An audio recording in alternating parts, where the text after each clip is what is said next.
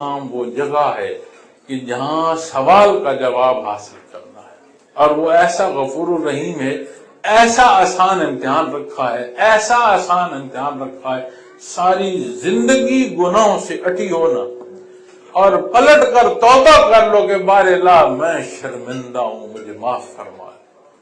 رب العالمین ہے، ہر ایک کی ہر لحظے ہر ضرورت پوری فرماتا ہے، نہ صرف معاف فرماتا ہے، اجر اور ثواب عطا فرماتا ہے۔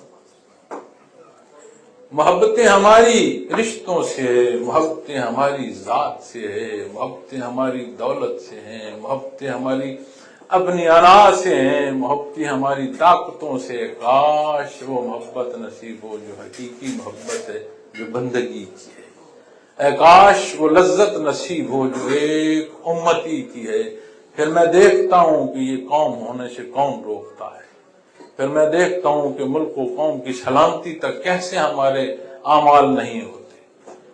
انسانی معاشرہ ایک ایک فرد کی اکائی سے ہوتا ہے، اور دین اسلام ایک ایک اکائی کی ایسی تربیت فرماتا ہے کہ اس معاشرے میں نہیں، اس معاشرے سے مخلوق کو انصاف نصیب ہوتا ہے، امن نصیب ہوتا ہے۔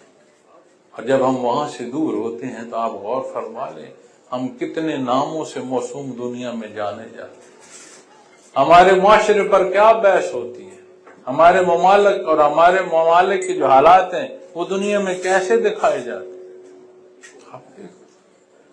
اور جب ہم اپنی ضروریات کی تکمیل کریں گے، آسان طریقے سے کریں گے، دنیا میں بھی ٹھہراؤ آئے گا۔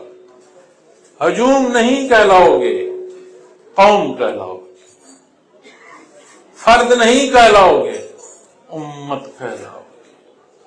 اور اس میں راز مضمر ہے دنیا کا بھی اور آخرت کا بھی۔ اس لیے آپ صلی اللہ علیہ وسلم کا فرمان ہے کہ قیامت کے دن اگر کسی سے سوال ہو گیا نا کہ یہ تم نے کیوں کیا ہے، آپ نے فرمایا اسے دوزخ سے کوئی نہیں بچا۔